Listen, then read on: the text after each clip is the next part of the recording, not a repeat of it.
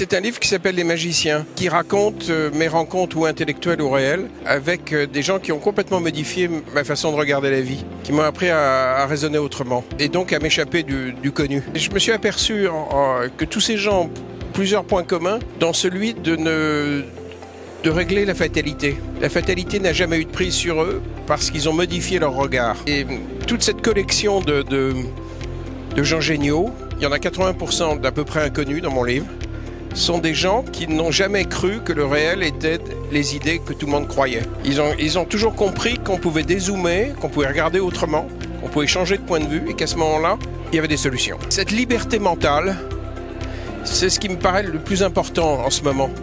Parce qu'en réalité, à peu près, sur tous les sujets, on est coincé. On a des sociétés qui ne savent pas comment régler. La question du prix de l'énergie, la question de comment on va financer le vieillissement de nos populations, la transition énergétique qui va coûter les yeux de la tête, etc. Comment on règle tout ça? Dans l'équation telle qu'on a appris à la pensée à Sciences Po et à l'ENA, ça ne rentre pas. Comment on fait?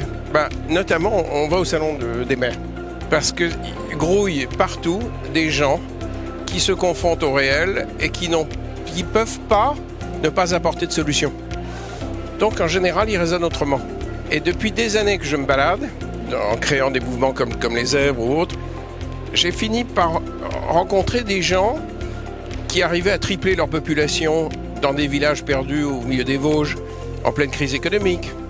Je suis tombé sur des gens qui, dans la Marne, tout à coup, avec un village qui mourait, se retrouvent en pleine prospérité 5 ans plus tard, parce qu'ils avaient raisonné autrement, parce qu'ils s'étaient échappés des recettes, et parce qu'ils n'avaient rien attendu de l'État central.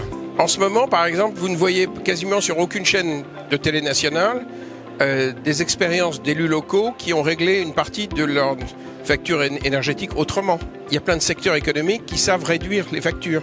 Vous les voyez très rarement interviewés. Alors qu'en fait, on est un pays très imaginatif. Donc, il n'y a quasiment pas de problème qui n'ait pas été déjà pensé par quelqu'un sur le terrain. Je pense que c'est aussi un problème culturel.